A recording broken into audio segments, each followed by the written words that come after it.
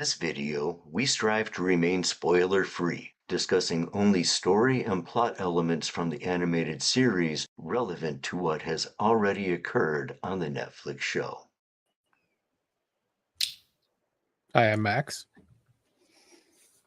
I'm Bill, also known as Matt Stagger. Joining us again is the great Thom from Dragonmount. Thank you for being here. Settle down with the great stuff. Well, I mean, I think you're great. I appreciate that. I mean, they told me my opinion was valid. Oh, well, you know. Anyway, thanks for joining us. We're reviewing Avatar: The Last Airbender, Netflix, that other abomination we do not speak of. And we're kind of holding it up to the animated to check out the adaptation, what we like, what we don't like, and there are stuff we come across we don't like. So, but this episode happens to be episode 5, Spirited Away. So overall, in general, did you find this an entertaining episode? Yes. I mean, it's hard to, I mean, yeah, overall, yes. Without getting too crunchy, overall, yes, I did. Oh, we're going to get into the crunch. Don't worry. Yeah. Right now, I meant. I mean, what's that guy that does the emotional damage meme?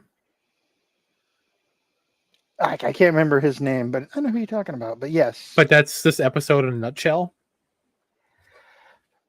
Yeah. I know who you're talking about. Emotional damage. Yeah. Okay. Yes. Yeah. It is an episode that is very trauma based. Yeah. Which I think was needed. Honestly, I enjoy the emotional impact of this episode. It just adds depth to the character, and it makes the audience feel for them in a way that we hadn't yet. So especially like if you're someone that's coming to it that hasn't seen the animated version yet. I do know Glenn enjoyed this episode, although I think he said he liked the last episode better, but he's never seen the original. And I'm like, that's why you like it better. Yeah. But yeah, overall, I'd say it was an entertaining episode. Special effects were on point. The creature work, we got quite a few different creatures that I really enjoyed the design of. Yeah, we did. Got your little. Oh yeah, Ko was creepy, man.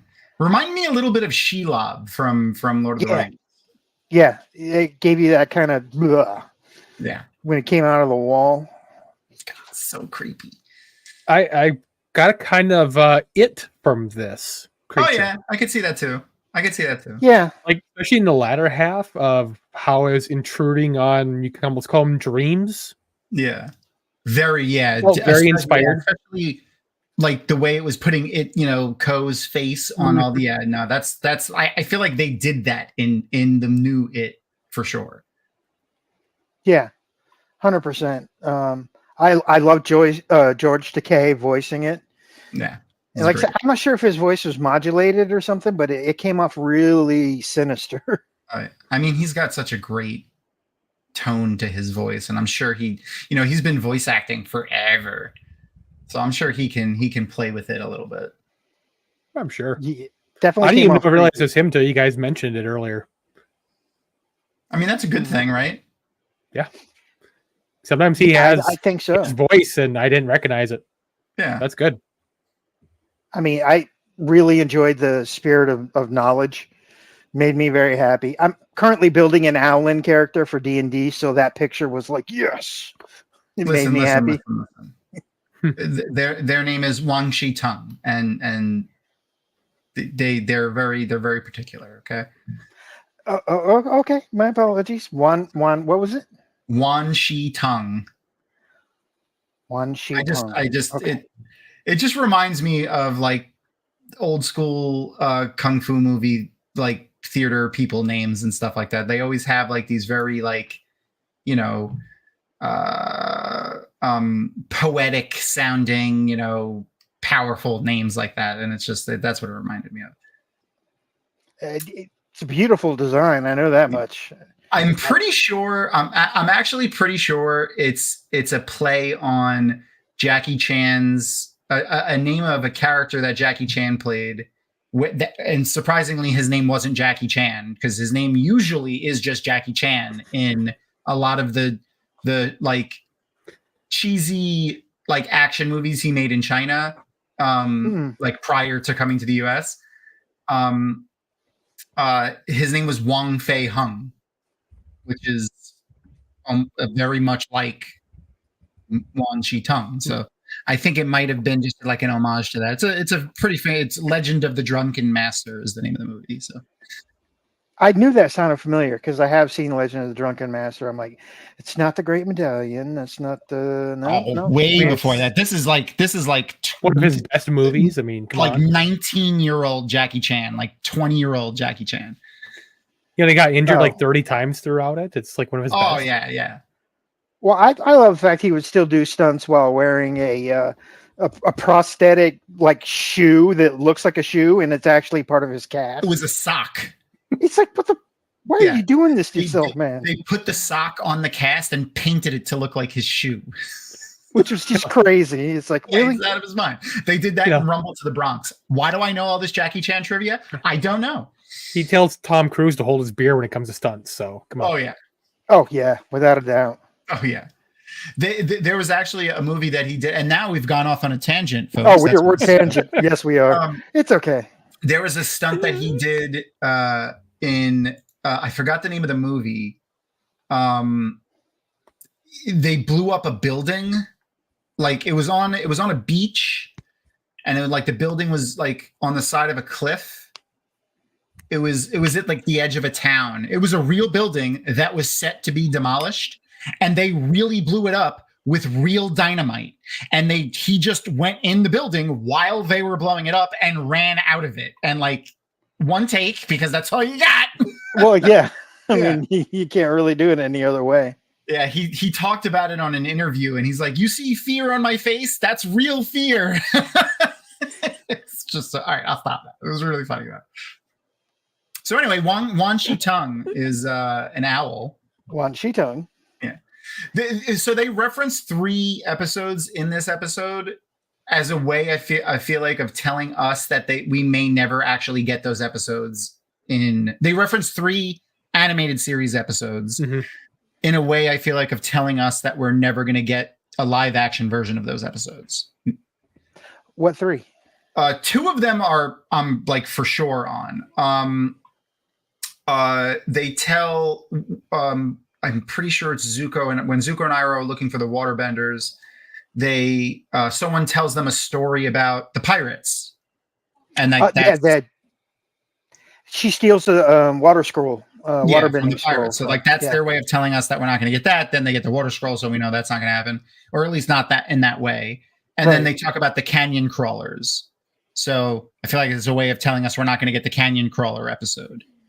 Yeah, they did reference them in a way that made it sound like it already happened. So yeah, the other one is Wan Shi Tung, where it's like, he's supposed to be in the library, not just wandering around the spirit world. But that doesn't mean we're not going to get it. I'm pretty sure about the other 2, and Wan Shi Tung. I'm just hoping that we still get more of him in his library, because that was easily one of my favorite episodes which is a season 2 episode actually. So in season 2, yeah. I really enjoyed that animated episode, being the giant library nerd I was growing up. Oh, yeah. I would love to be in that library. Oh, well, that's like the Sandman, his library of all the books that have ever or never been written. So you get books that could have been written but weren't.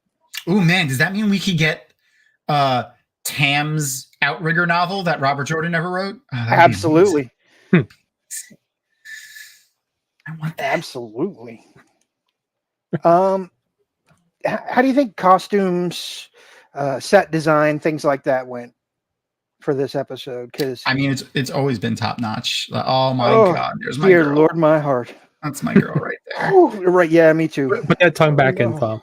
I'm sorry. Just sorry. It's an autonomic reaction. It's not my fault.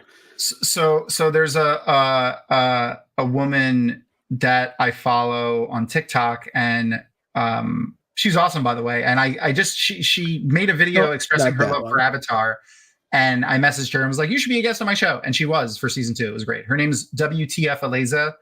on TikTok, but like the way she was doing it is she was pitching Avatar to someone who was looking for a show. So like the person looking for the show would be like, oh man, I want a show that really does the found family trope perfectly. And she was like, Avatar: Last Airbender.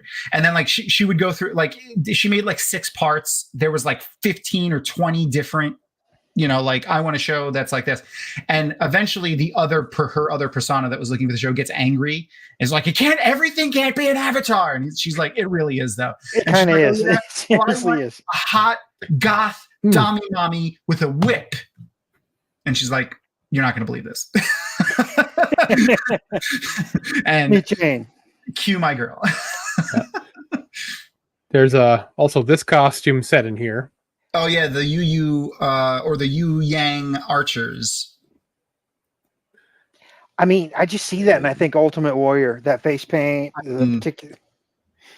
Yeah, these guys at the beginning. Kind of got a better close look at them. Their armor reminds me the most of like samurai like armor. Yeah. Even though the Fire Nation is meant to be China, Imperial China. And then set design here, we got a nice, well, you want to call it nice, burnt forest. Yeah. Did you catch I don't remember exactly what it was now. It's in my head, but all jumbled up with Jackie Chan facts now. Sokka playing with the pine cones or whatever. He did. He does it in the cartoon too, but in the background you could see him doing something with the pine cones. It was like their way of referencing it. No, I completely missed that. I'm gonna have to go back and rewatch. Or I'm making it up in my head. It's one of those two things. I know we saw. Oh, it's a reverse. Hey, reverse. Reverse VLD. This little guy find the acorn. Yeah, I think this scene in particular is very important for Aang, especially in his full journey. Like I won't get spoilery for things that we haven't seen yet or things that aren't referenced, in the live action to the animated. But having seen the destruction of the forest there, but knowing that, it will grow back. Mm-hmm. And like, this is almost kind of a natural kind of thing for, fires and stuff. I know it wasn't in this case, but, knowing that life will still come back, even with destruction, that doesn't mean, things are gone forever. So like, it's almost like a natural circle of life type thing. Him learning that, I feel like, is important. So like, even with destruction or death doesn't mean things are over. So like, that's like the juxtaposition that he gets between, do I kill people? Do I not kill people? Like, I'm the Avatar. Am I going to kill my enemies? Am I not? Yeah, 100% agree. I love the way they sort of reference that cycle of life. Because, I mean, anybody in Florida knows, once a wildfire goes and burns down a forest, within 2 years, you're going to have quite a bit of brand new growth that is twice as strong. Yeah, it's natural occurrence for fires. Most forests need it after a certain amount of time. Yeah, it's one of the reasons they do controlled burns as well. Mm-hmm. So yeah. Earlier you mentioned creatures that were in this episode. Heibai, the panda spirit. You showed him briefly earlier. Panda spirit. This is another episode. I think like it was borderline a lot of things going on in one episode. Is that this guy? Yeah, that's Heibai. Yeah. Yeah, the that's wolf, angry. I mean the forest. Yeah. I guess I didn't equate him to a panda. Yes. Well, he's supposed to be a panda, but this is his angry form. You don't want to make Heibai angry. He gets hulked out and turns into a... He had the glowing scars. It was the same that was on his shrine across his face. So he was in pain and angry. The other creature I was going to mention is one that reminds me of when you're eating noodles and sneeze. Oh, God. Yeah, that's... what is that one? I think it's an aardvark wolf. No, it's something else. I know what it is. Fuck, it's in my head. I'll remember. Shit. I mean, I completely ignored the creature as soon as she came on screen. Sorry. That's fair. That's fair. I love the creatures though. They're some of my favorite parts about the cartoon and I'm glad they're doing things with the live action, doing them well with the live action. I'm excited to see which ones they bring to life and if they make any of their own. Well, they're going to be more important if they ever get to the, let's say, Katara. Fair. And I haven't even watched those yet, but I'm assuming they're going to play a more important role. Katara or Korra? Korra, sorry. I'm like, wait, what are you talking about? Like, I heard yes. Korra when you said it. Did you say something else? I say Katara, but I meant Korra. Yeah. Okay. Yeah. I screwed up name, sorry. Yeah. The spirit realm is pretty big in Legend of Korra, at least for a bit. Because I'm going to assume that the show might go into that if they get to season 2 or 3 and keep going. If they're successful. Yeah. There's some kinks to work out there. I think we can all agree that Legend of Korra did not flow quite as naturally or easily as Avatar: The Last Airbender did on its first 2 seasons easily. Yeah, it's just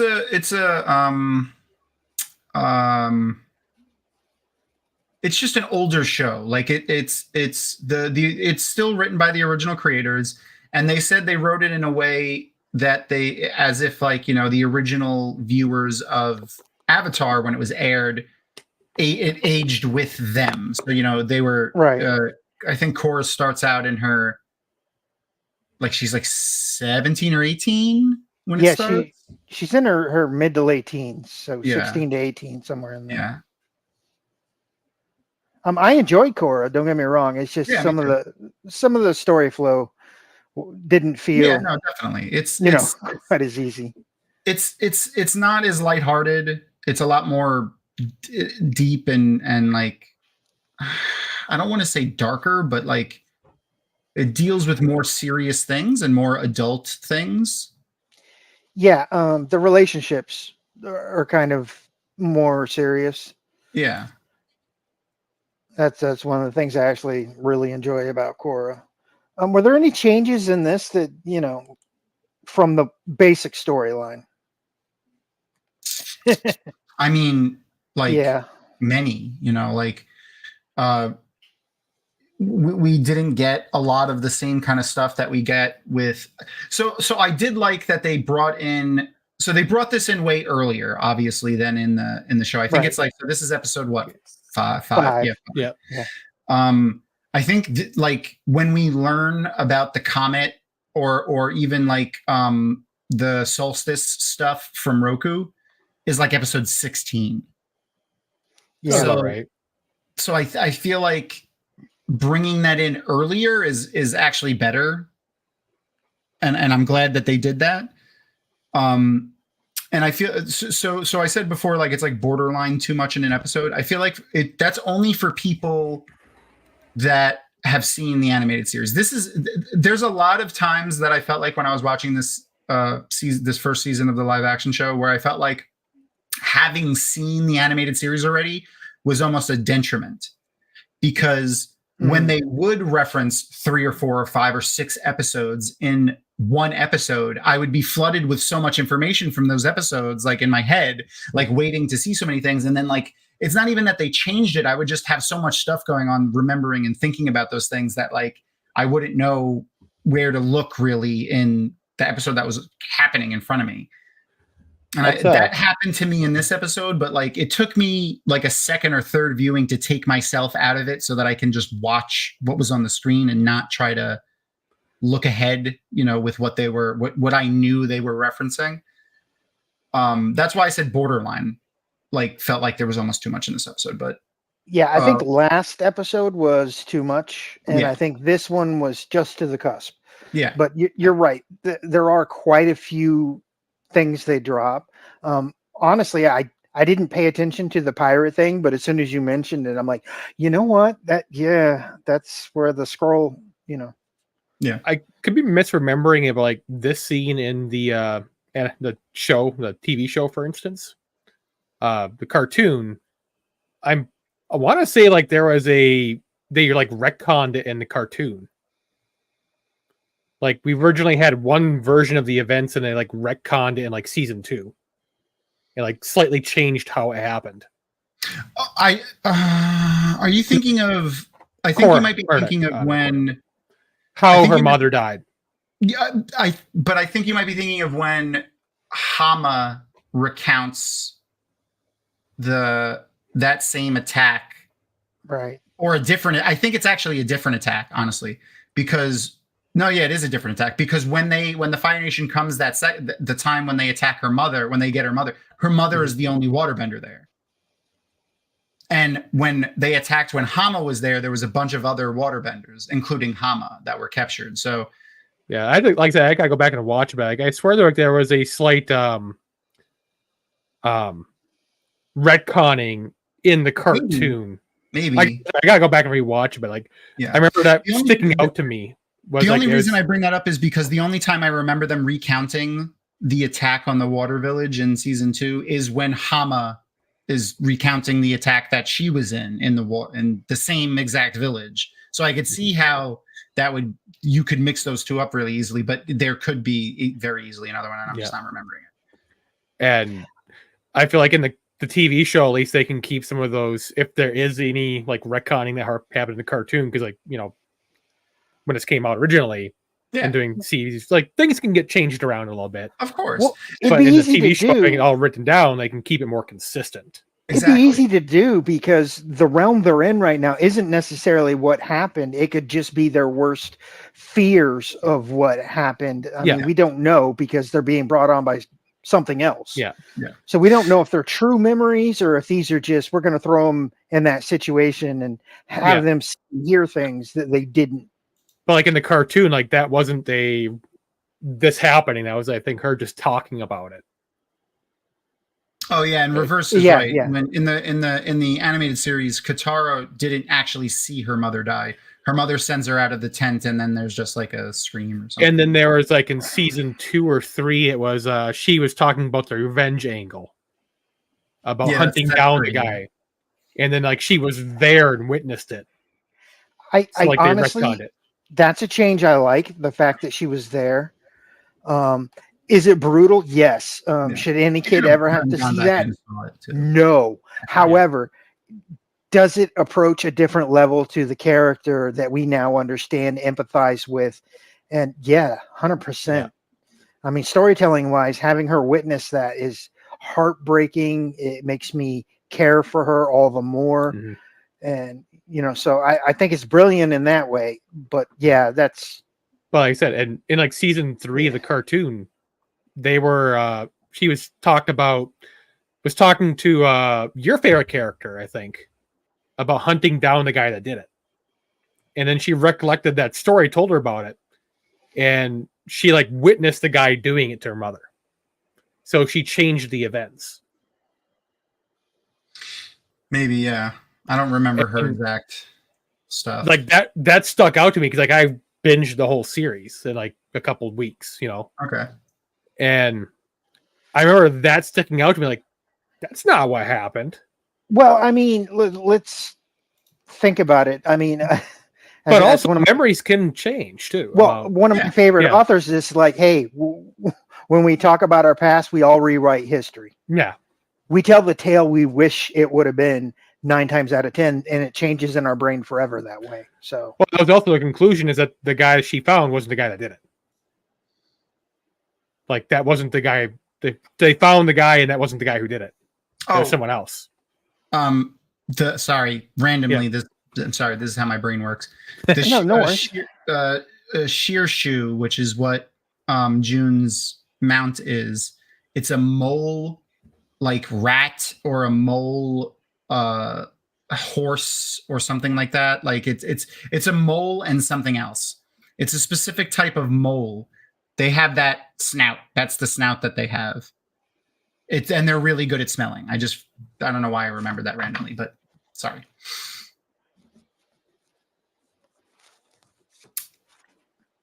Gotcha. Reverse. When she's recounting the events to said spoiler character, focuses on her interaction with the killer before being sent away by Kai. Okay. And then, I'm sure like afterwards she went back in that tent and then, found her mom, which is horrible. But Yeah. But like I said, that's one change I think was really good in this episode was sort of, her witnessing that. It's horrific. And I hate to say I enjoyed that change because of the subject matter, but it does sort of connect me with that character more than I've been feeling it. So it adds a depth too, and it's going to add an angle for Mofax. It's gonna give some other storylines that Katara could possibly go through from the animated series a little bit more depth and meaning. So I'm pretty sure I know which ones you're talking about. Yeah, just have to wait for a full moon. See you later. Bye. Yeah, I'm out. Mofax. Crystal's got it. Yeah. The Zuko and Iroh stuff was good too. I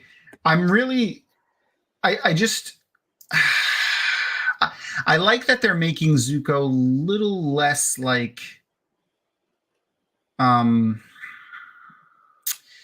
entitled. Like he always like early Zuko, like really early Zuko was so much more entitled, like acting. Like he always felt like he deserved, and not that the show Zuko doesn't have that, but he's a little bit better about it than the Zuko was in the early seasons of the animated series. And I kind of like the way they're doing Zuko better than in the early episodes of season 1. He does come off more tyrannical, I think, in the animated, and in this one, he's more frustrated and lashing out, and a little bit bratty, but not nearly as tyrannical.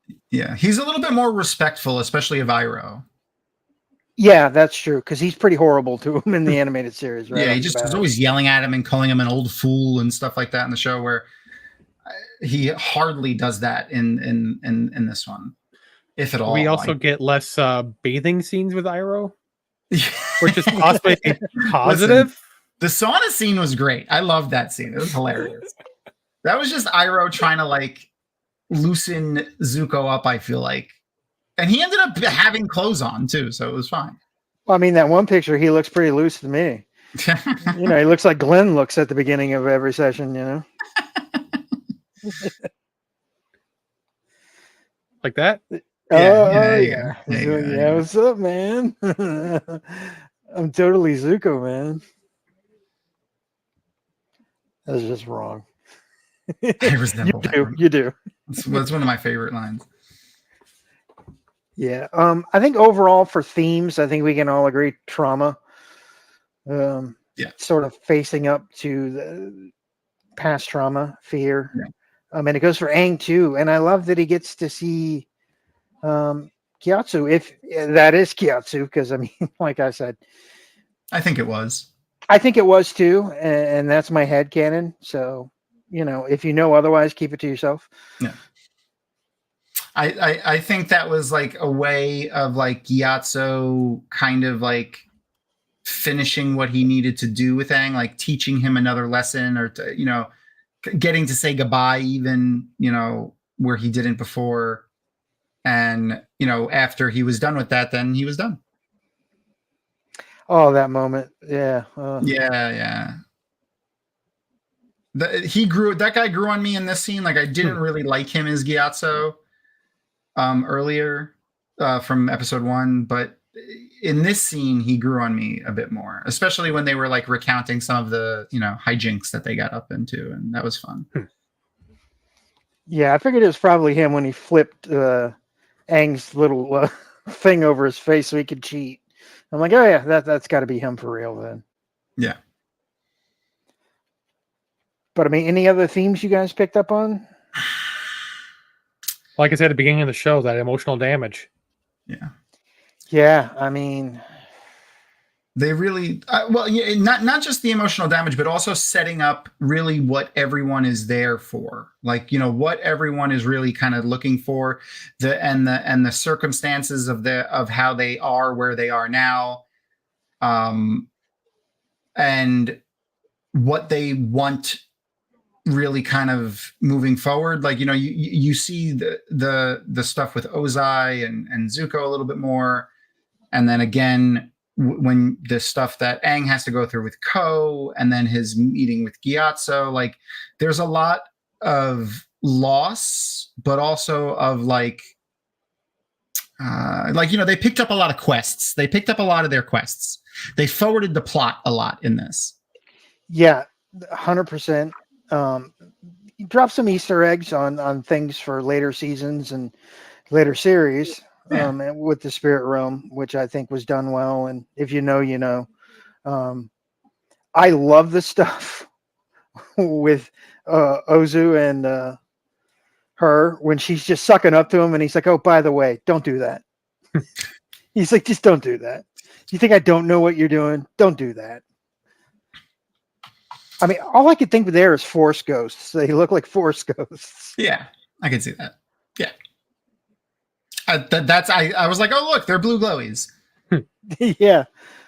Kept waiting for Anakin to step around a tree or something.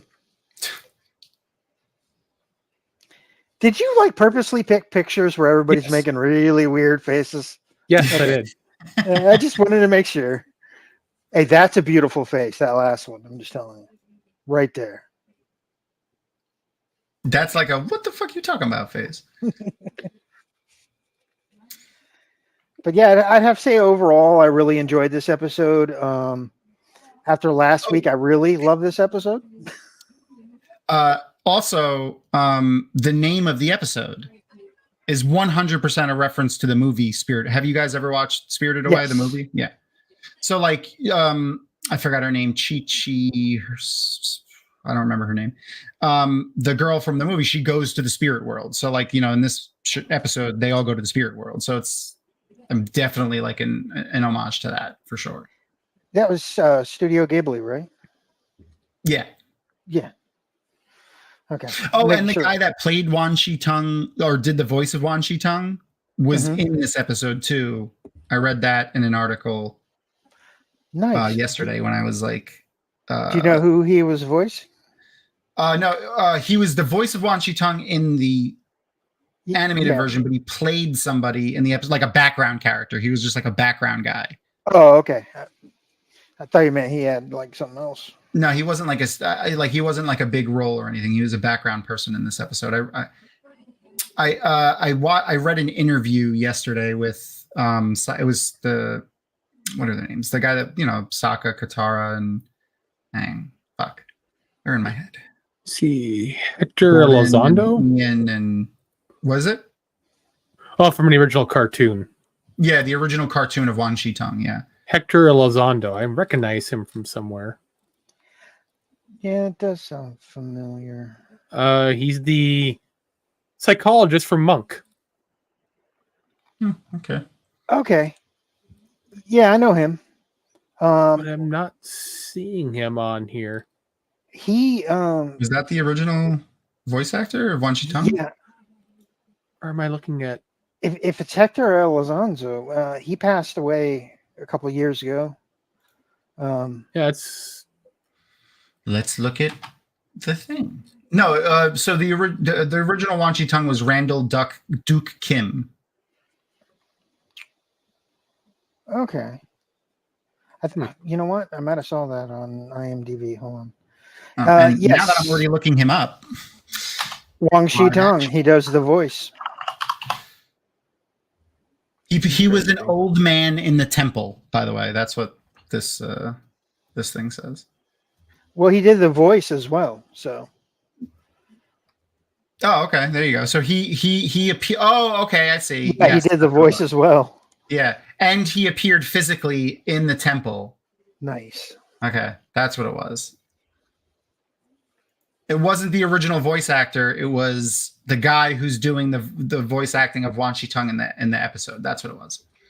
In this episode. Yeah. I just misremembered the article, which is no worries. Not uncommon for me. Well, any of us, honestly. It's true. I can't tell you how many times I've misquoted things. It's not even funny. But overall, I think this was a really good episode, especially when compared to my sort of meh on last episode.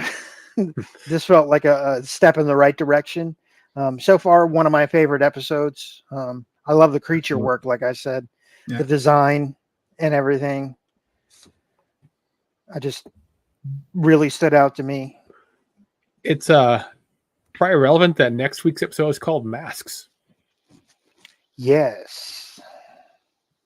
You're not wrong. We all wear them. But yeah, other than that, any final thoughts, anybody? By this episode is where I really started getting more interested in the series as a whole, and like the first time going through, like I much more enjoyed every episode my second time through, but even my first time through, this is when I was like, okay, I started really paying attention and getting a little less angry every 5 minutes.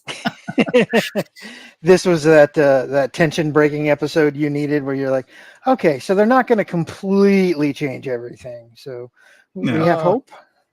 The only thing I have more about this episode is that it was directed by Roseanne Liang. I probably can't pronounce that worth a crap. Hmm. And they reference Pippin-Doppel-Lopsicopoulos too. Yeah, the third. Yeah, that was fun. I liked that they did that, because that was such a great scene. There's particularly a lot of scenes in the animated series that makes me okay with the Zuko Katara like romantic stuff that they start hinting at even early on, because specifically of how easily the two kind of build off of each other, where, you know, Aang will put something out like, my name is, what is it, Bonzu Pippin-Doppel-Lopsicopoulos III, and then Katara just steps right up without even a beat of a thought and is like, and I'm Jane Pippin-Doppel-Lopsicopoulos, or whatever the fuck it was, and she does the same thing in a later episode with another weird name, and just right off the bat, the way they just gel together like seamlessly with a lot of things like that is a reason why, you know, you can really see them as a couple, or at least really, really dear friends, like the way they complete each other's sandwiches. Yeah, it always reminded me of Psych with Gus and Sean. He'd always make up a name for him. Yeah. I mean, you really get that friendship vibe that does come through in the episodes. And I love the fact that she's willing to step up and be silly. Which, you know, Sokka really doesn't do unless he's getting hit in the face with something. And we did get him getting smacked in the face with a branch. So I will appreciate that in this episode. Yeah. That Roseanne that directed this, I only have some shows I've never heard of them directing before. Like a show called like Flat 3, 12 episodes. A show called Friday Night Bites. Creamery. Yeah, well, Friday Night Lights is a... No, Friday Night Bites. Oh, yeah, no idea. Yeah. Creamery, 12 episodes. That sounds like it might be porn. I mean, it does. I wasn't going to say it, but yeah, 100%. Sorry, I'm here for you. Gabriel Llanas is the writer for the episode. Supergirl is one they were involved with. Oh, okay. I enjoyed that show. The WB Supergirl, or... Yeah. I believe so. 14 episodes. Yeah. Okay, yeah. So yeah. I don't know what level of writer they were at, like, you know, additional writer or whatever, but they're just listed as writer. Yeah. 2 episodes of Grey's Anatomy. And National Treasure. I'll forgive her for the Grey's Anatomy. He must. So also, I'm guessing he wrote some of this episode prior to stepping away from the project. Brian Connie. Or whatever, however you pronounce his last name. One of the original writers from the original series, the original animated series, is credited on this episode as well. I believe on every episode. As a writer, animator, and something else. So he must have wrote part of this at least, or done part of this, or some of this episode prior. I believe the original writers are listed in every episode. Oh, are they listed in every episode? Okay.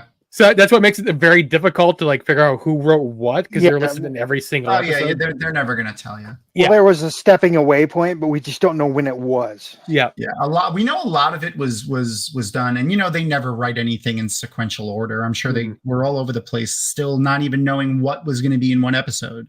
There's also the writing room process, as we know. Oh yeah, But like this person has like the writing credit for this episode, and Party of Five, the new series, Okay. and The Walking Dead, The Ones Who Live, 2 episodes. So okay.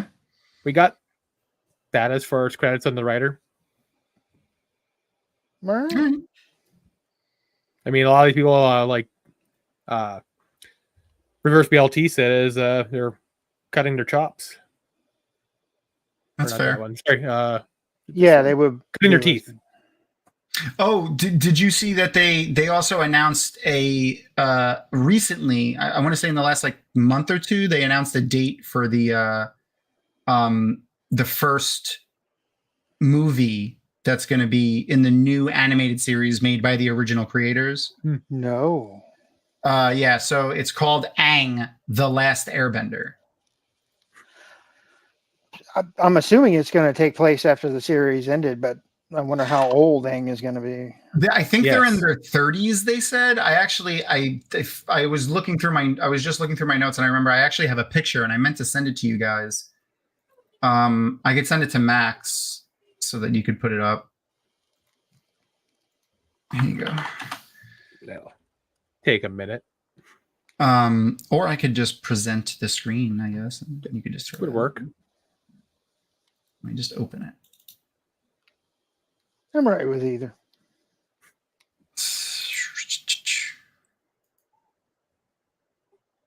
They look awesome though, so I definitely that's the only reason why I'm like, oh, we got to share this because they actually look pretty awesome. I'm just like, are they actually going to, run them in theaters? Because Yeah, no, it said in theaters October 2025. Like that's what the thing said. So this is them. This is the gang. I feel like he has to make a dad joke with his tattoo. Oh yeah. Toph looks pretty awesome. I know that's all I'm focusing on. I'm like, Yeah. So does Zuko though. Look at Zuko with his 2 swords too. I know it's so weird seeing him with long hair and not, looking pissed off. Yeah. Fucking Aang. Why does Aang make me think of like a dude bro a little bit? A But- Chad? A little bit. But we have the most important character. Right. Hold on. We don't Momo. need- there What we go. is the There we go. lifespan of those things? Forever. Always? Forever. They can never die. Yeah. Same exactly. as Sky Bison. Forever and always. Is how it still that- alive in Korra? Bison. So this is actually like a big thing right here. Specifically with Toph and her metal bending. Without getting I can't talk about it, but like if you've seen Legend of Korra, like you recognize this. Yeah. So that has a lot of implication for everything. Because if this is a thing, that means, there's a particular place that gets kind of founded by this point, and that means that's probably also a thing. Look at Sokka. I know he looks hilarious. I kind of hope they get some of the original voice actors back and just let them play like an older version of themselves. Like that would be awesome. That would be. I'd be down for that. And I can't. When did you say it was coming out? It's like, so according to the release that I saw, it was October 2025, and it said in theaters October 2025. I'm like, yeah, it should better be in IMAX. Yeah, I would watch it. Oh, and there we go. There's there. Like always. I know what her Uh-huh. greatest weakness is. What's that? D4s. I actually have metal D4s that are basically D4s. just caltrops. Seriously. This is, D4s and Legos. she still has her hair loopies. I don't think she can bend plastic D4s, so That's fair. Plastic is not a naturally occurring mineral. Ugh, could you imagine a plastic bender? That would be crazy. Ugh. Yeah, I'm excited. I'm definitely going to go see this in the theater for sure. Ooh, Oh yeah, me too. he also has a sword. I know. I wonder. I'll say That's nothing. I weird. say nothing. We say nothing. We say nothing. That's We weird. say nothing. Just, it's a happy thing that he has a sword. That's all we'll say. Yeah. That's all BLT's we'll say. calling you out. Topic. We have a topic. Well, you were wrapping us up. So I was looking through my notes for any last minute things, and it was like movie, and I was like, oh yeah, right. No, I'm glad you said something because I missed that, and I'm like, oh, I don't want to miss that. So I now, was like, how did I not know this? But apparently, it was done like a little while ago. Oh no, don't like this at all. What? I'm like, you did it. You're like Oh, this. I Yeah, did. those little like we're just like we're so close. No, it's not. I mean, I like you all, but I mean, Oh, there you go. just making sure I'm presentable. Nope, I'm good. Somebody clip that, please, for the love of God. Clip that and send it to me. There you go. Anyway, overall, good episode. I'm really looking forward to the next episode with the whole temple. So, again, Thom, I want to thank you and remind everybody you are doing your watch-alongs. Yes. On Monday night at 9 p.m. Yes, and I'd like to, if we could, I'm going to share in the chat here a link to a tweet from us about a certain Kickstarter that's going on right now. Ah, the soundscape of time. Yeah. Comment has failed to post. Oh, I couldn't post it. That was weird. Can I post? Maybe because it has a link in it? Take out the .com. Yeah. I'll put it in here for you. There you go. So if you go through that link, there's the post for the Wheel of Time soundscapes that Jordan Reynolds did. Beautiful accompaniment for the audiobooks. Basically, for those who don't know, it's just like it's an original score, ambient sound, and even sometimes like background voices and music and things like that. So it's really cool. It adds a really interesting depth to the series, and the Kickstarter is doing pretty good actually. Let's do a little checkaroonie.